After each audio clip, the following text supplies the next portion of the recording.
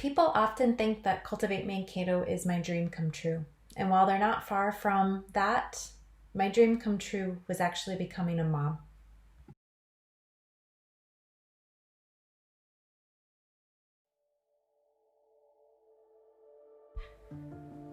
Right after Nora was born, we entered the childcare world, and it wasn't at all what I was expecting.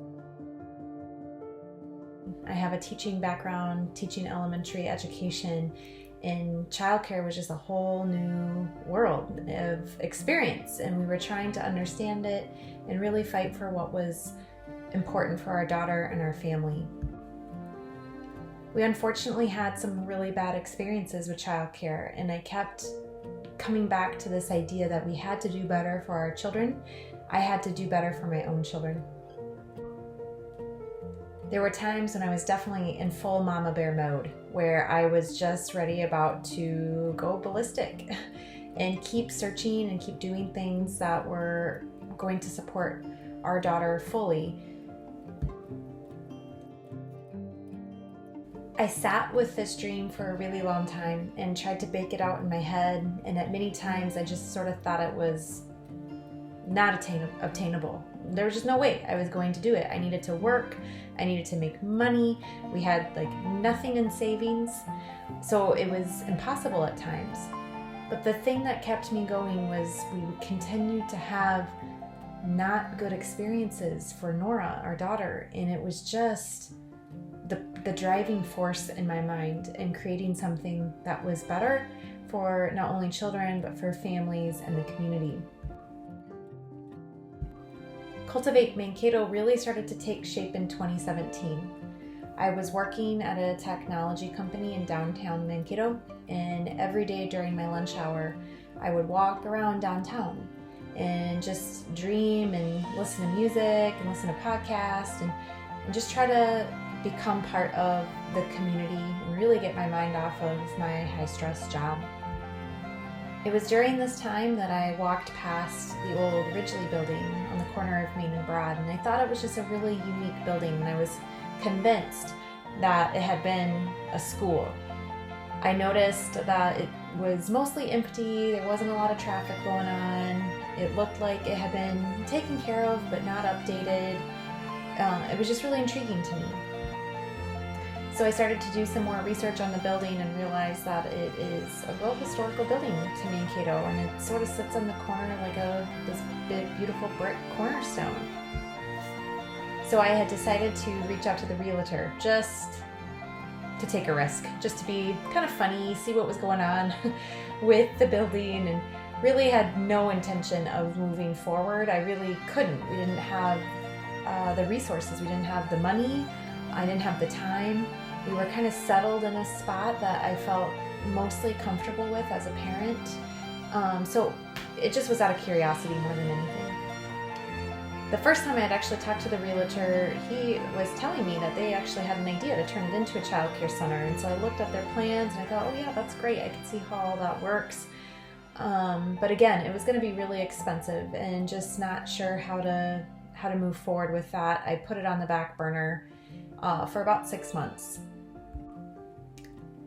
In May of 2018, I took another walk around the block, and there had been many other things that had come up prior to that, this idea just sort of sat with me and rested always inside me. And as I was turning the corner around Broad Street to go onto Main Street, I could hear children laughing, and it brought me to tears.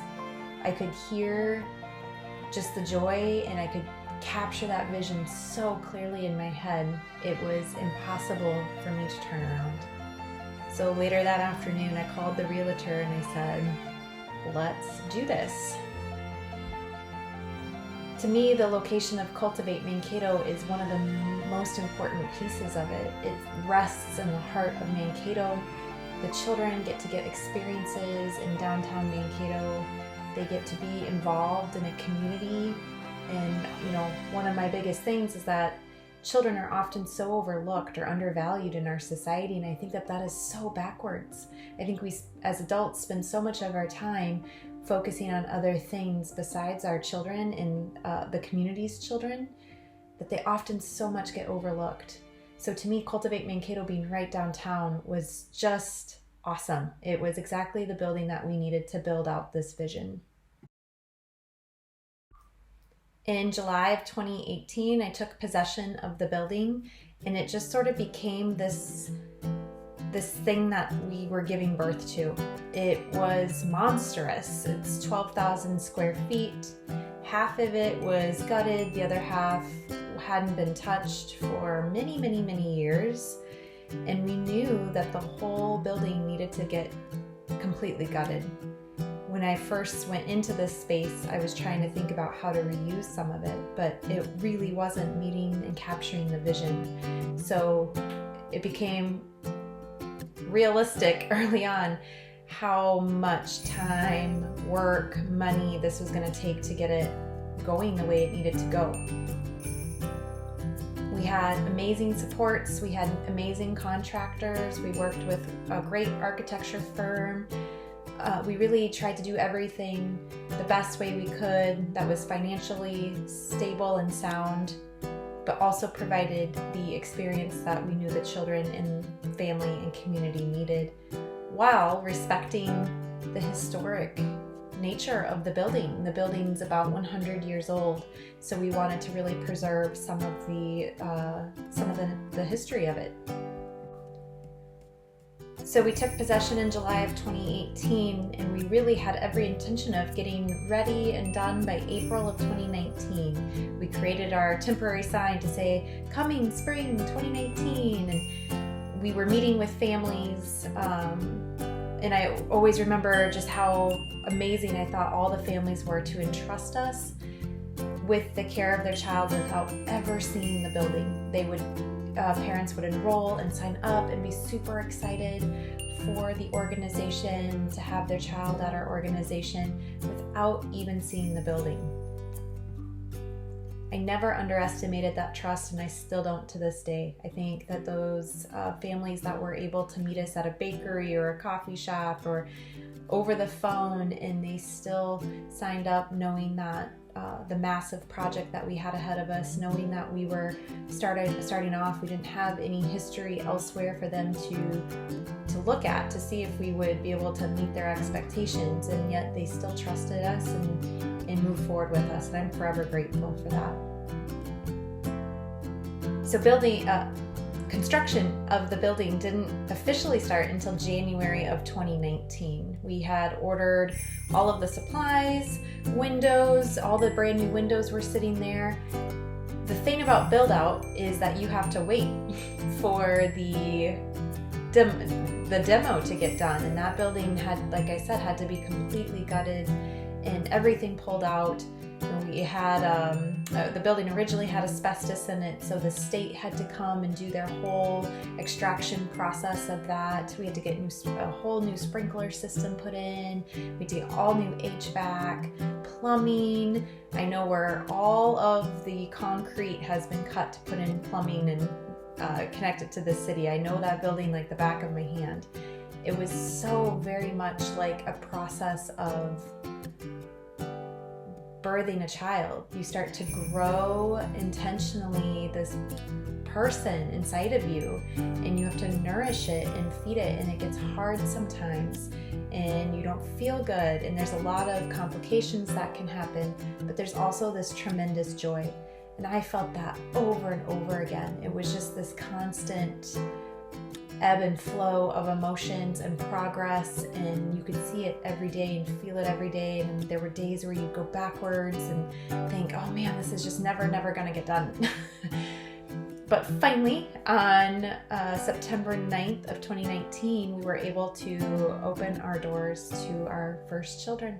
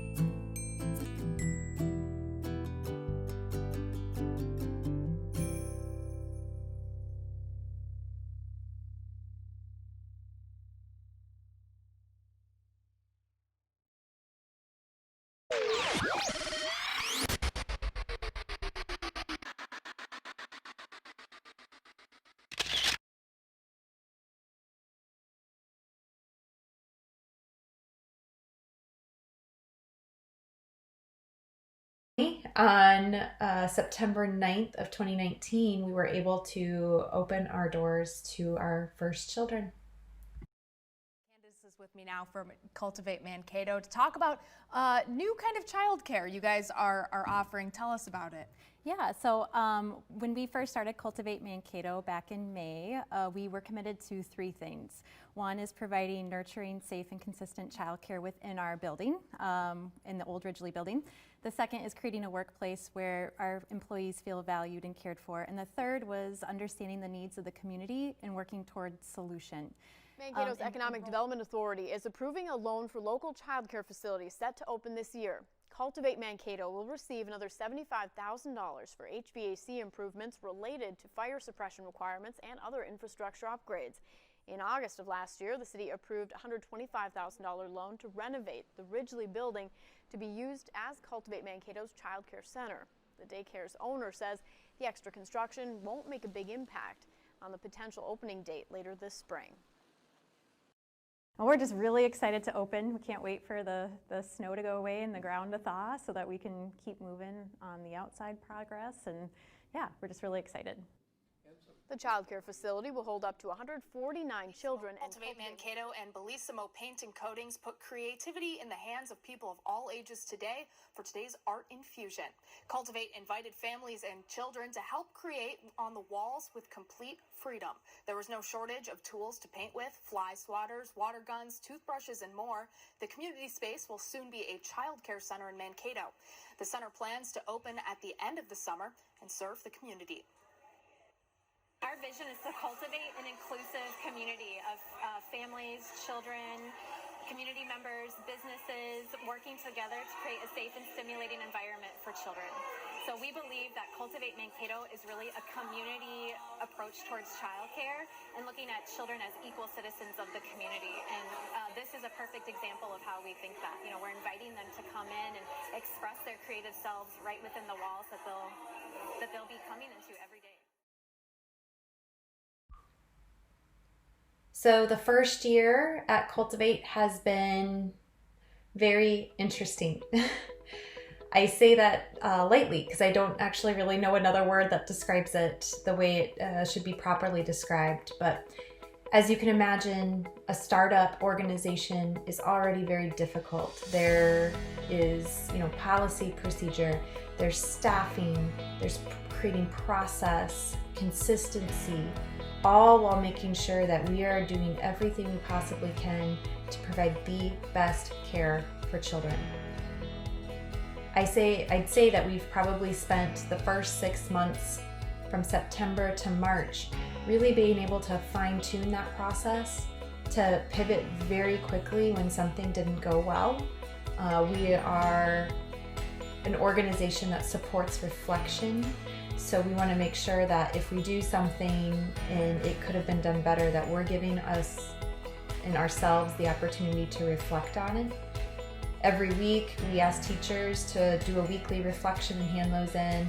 Every week, the leadership team that is wrapped around Cultivate sit down together and we reflect on what went well and what didn't go well. This reflection has really helped us throughout the first year be able to make changes that were critical to our organization and being able to provide the best care for children while supporting families with what they needed. In March, life must have been getting too boring because we had finally started creating some process and moving things forward in really consistent and stable ways. And then COVID came. And I remember sitting in one of the preschool rooms working, and I started reading that the NBA had just canceled their entire season. And that's when it hit me that this was real and it wasn't going to go away, and I needed to make a plan. So to have to plan for a pandemic, 6 months being new, was incredibly difficult. There was a lot of times I was asking for grace from families, grace from the staff, grace from my own personal family who had to go many days and nights either not seeing me or being super stressed out alongside me. I had to ask for grace for myself because it was all so very new. So I didn't know what I was doing. So what COVID has done for our organization is it's, I think, brought us together closer as a community. We've had amazing, amazing staff stick with us, make sacrifices to be able to continue working at Cultivate and being with the children that they absolutely love and adore. It's often so undervalued, the amount of work that the teachers have done, especially during COVID, and the amount of adjustments that they've had to make, especially during COVID, to make sure that we're providing that consistent care and really making that vision come true within our core values. It's been incredibly, incredibly difficult. And I know that the families that are probably listening to this are saying, we're here with you and we understand. And it's really been a lot of that support that we've gotten from families that have encouraged us to keep pushing it along, even at some of its most difficult times. But what COVID has also done for us is it's taught us to be flexible and resilient and be okay with change. And I think that those are important lessons to know. It's important that we learn to be flexible. It's important that we can build up resiliency, and it's important that we can go through change. It's not only important for ourselves as adults, but it's important that we do it in ways that can teach children how to navigate through these things well too. I could talk about all the bad things about COVID and how it's impacted our organization in negative ways too, but I'm really trying to look at the next year of Cultivate and really reflect on this first year in a positive light, because there were so many beautiful and wonderful things, many relationships built that came out of the year, and some of it was in large part because of everything that we've had to go through and stick together through when COVID hit in March. It wasn't easy, but we're doing it and we're continuing to do it, and we had the support of the families and the community to keep us moving forward.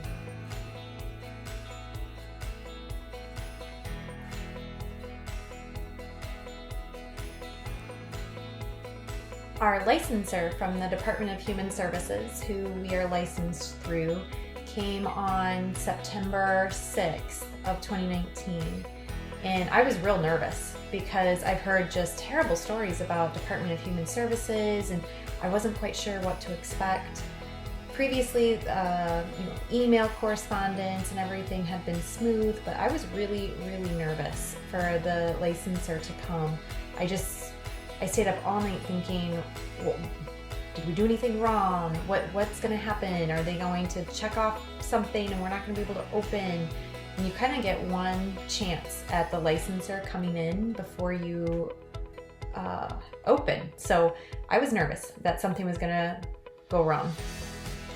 I remember how kind and nice and funny our licensor was. He was really, he was professional, but he was also very relationship driven, so we could have conversations. We talked about his daughter. He accidentally gave me his cell phone number, and you never want to do that with me because I'll call you on your cell phone. So he was just, it was a great experience with this person coming into the organization, and he could tell how hard we've been working. The size and the scope of the facility was massive, but applauded us for our organization and getting it all aligned and ready to go. So I remember when he signed the final form, I looked at my colleague Anissa and I started to cry. I was just so overpowered with emotion, because you can build a building, you can, put paint on the walls, you can furnish it. But the fact that somebody had come in and said, I am now approving you to operate as a licensed facility, to me was the final stamp of approval. It was that final, your vision is here and it's ready to go.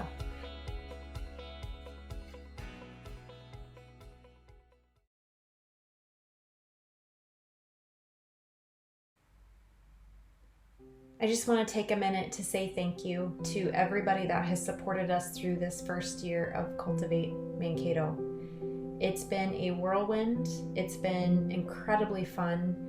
There's been a lot of blessings that have come from it, and I am just forever grateful for everybody who's had a big part, a small part, any part of Cultivate Mankato over the course of the year. Thank you so much.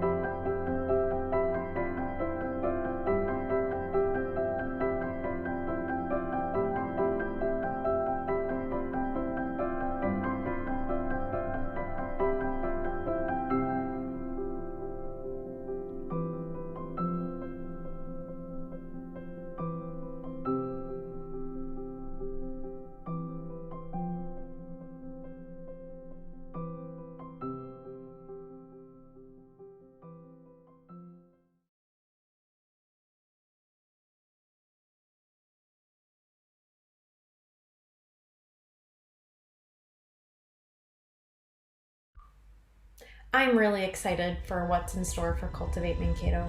It's been so fun to bring in, obviously, the children and families, but bringing in staff who really feel a sense of ownership over the organization, I think has been just tremendously helpful.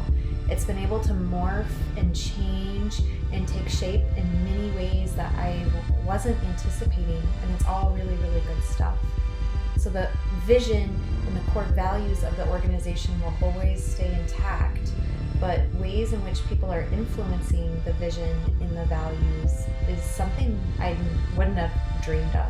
It's been really fun to see, really empowering, and I can't wait to see what happens in the next year to 5 years with Cultivate. What I've noticed, especially lately, and I've always felt it in my being, but especially during COVID and just the amount of effort that teachers and staff are putting forward in coming to work for not very great wages. I mean, more than we pay, more than the market rate for wages because they deserve it, but still pretty underpaid for the amount of work and the expectation that we have of our program. But yet they still come day in, day out to provide that consistency and that love and that teaching and that wonderful nurturing experience for children. What I've noticed is that it's undervalued as a society as a whole. So I think Mankato itself has been a great support system. It's been a great community. I think our families that go to Cultivate, support Cultivate, I think they can see the difference in our program, and we know that we have their full support. As a society, we undervalue education of our children, and we especially undervalue early education. We've had some families who, we had to have a conversation about maybe we're not the right fit, just claiming that we're watching their children. And to me, that is incredibly insulting and just proves the undervalue of what actually happens throughout the day with early education. one of my biggest things is advocacy. So Cultivate Mankato was a way that I was advocating for my daughter and her own experiences with early education. As I'm seeing other families and meeting other staff and getting more and more intertwined with early education, I'm super ready and needing to advocate for the early education field. In response to advocating for early education, we decided to create a nonprofit advocacy group called Cultivate Minnesota. We wanted to keep that cultivation piece because there is something about cultivating a community that extends beyond Cultivate Mankato. Cultivate Minnesota is really it's an advocacy and support group for people working within early education, family, social services, child welfare, any sort of industry that supports the education and well-being of children. Cultivate Minnesota we're going to start a podcast that will come out in October of 2020. And on that podcast, we're really hoping to have different people either working in the field or influencing the early education industries or childcare industries. So we're really excited. Stay tuned for that. You'll get more information about Cultivate Minnesota and what we're doing to empower educators of our youngest children.